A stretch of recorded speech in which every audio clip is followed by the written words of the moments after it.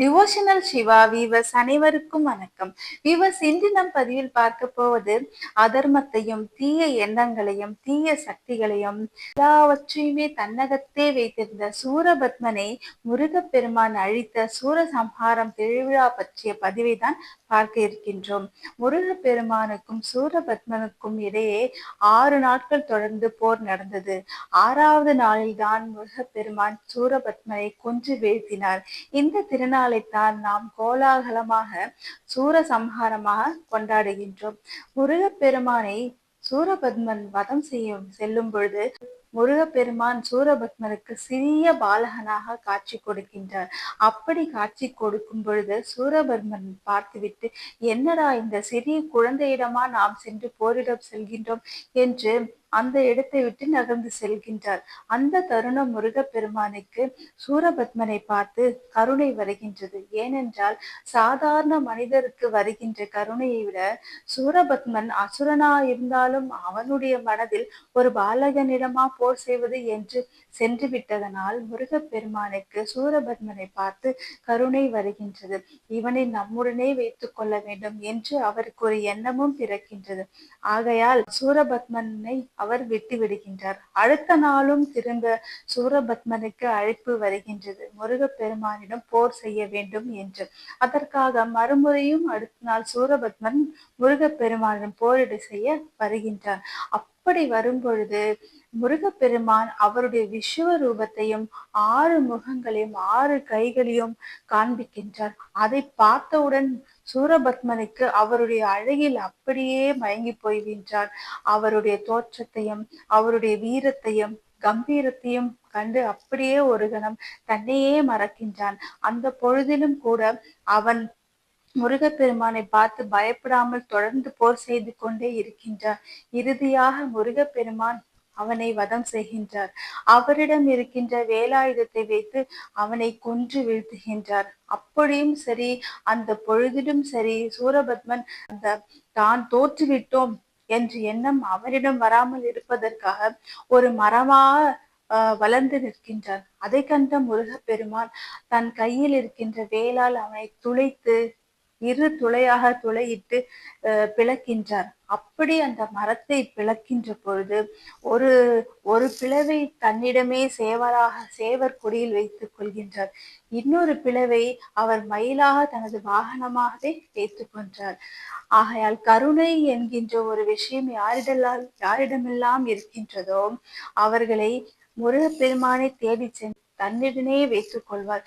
அப்படிப்பட்ட கருணை உள்ளம் கொண்டவர்தான் முருகப்பெருமான். இந்த 6வது நாளைத்தான் நாம் அனைவரும் சூரசம்ஹார திருவிழாவாக கொண்டாடுகின்றோம். இந்த சூரசம்ஹாரம் பார்த்தீங்கன்னா வருகின்ற அக்டோபர் 27ஆம் தேதி வருகின்றது. இந்த தினத்தன்று நாம் முருகப்பெருமானை நினைத்து வழிபாடு செய்து விரதம் மேற்கொண்டார் எப்பேற்பட்ட பிரார்த்தனைகளையும் முருகப்பெருமான் நிச்சயமாக நிறைவேற்றுவார். பலரும் பார்த்தீங்கன்னா கந்த சஷ்டி விரதத்தை முன்னிட்டு தொடர்ந்து 6 நாட்கள் ஒரு சிலரால வேலை பளு காரணமாகவும் அவர்களுடைய சொந்த விஷயங்கள் காரணமாகவும் விரதம் மேற்கொள்ள முடியாமல் கூட போயிருக்கும். அப்படிப்பட்டவர்கள் கூட என்ன செய்யலாம்னா, நம்மால தொடர்ந்து 5 நாள் விரதம் மேற்கொள்ள முடியல, இந்த ஒரு சூரசம்ஹாரம் நடக்கின்ற அந்த தினத்தன்று அதிகாலையில எழுந்திருத்து குளித்து விட்டு முருகப்பெருமான் திருவுருவத்துக்கு பூ போட்டு மாலை எல்லாம் அணிவிச்சு விட்டு காலையில் 108 தடவை ஓம் சரவணபவ என்ற மந்திரத்தை சொல்லிவிட்டு அன்று முழுவதுமே அவங்க உணவே மேற்கொள்ளாமல் பால் பழம் மட்டுமே சாப்பிட்டுட்டு வரணும். அன்னைக்கு இரவு பொழுதில் கூட அவங்க எந்த ஒரு உணவுமே எடுத்துக்கொள்ள கூடாது. இரவு கூட பால் பழம் சாப்பிட்டுதான் அவங்க இருக்கணும். அவங்களால முடிஞ்ச நெய்வேதியம் ஏதாவது முருகப்பெருமானுக்கு படைக்கலாம். படைச்சு வச்சுட்டு அந்த நாள் முழுதுமே முருகப்பெருமானை நினைச்சு வழிபாடுகள் செய்துட்டு கந்தஸ் புராணம், திருப்புகள் இது எல்லாமே பாடிட்டு வந்தா ரொம்பவே நல்ல விஷயம்.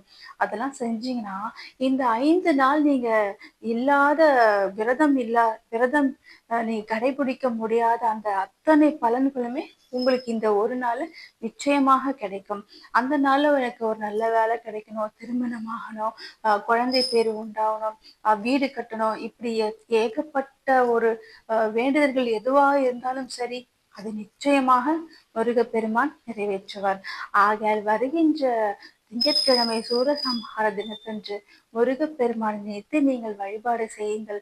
உங்களது எப்பேற்பட்ட பிரார்த்தனைகள் இருந்தாலும் சரி, அவற்றை நிச்சயமாக முருகப்பெருமான் நிறைவேற்றுவார். நீங்க முடிஞ்சா இந்த சூரசம்ஹார திருவிழால போய் நீங்க கலந்துக்கோங்க. அப்படி நீங்க கலந்துட்டீங்க அப்படின்னா உங்களுக்கு இருக்கிற அந்த தீய சக்திகள் எல்லாமே உங்களை விட்டு போயிடும். பகைவர்களோட அந்த பார்வையிலிருந்து நீங்க சுத்தமா அகன்று போய்விடலாம்.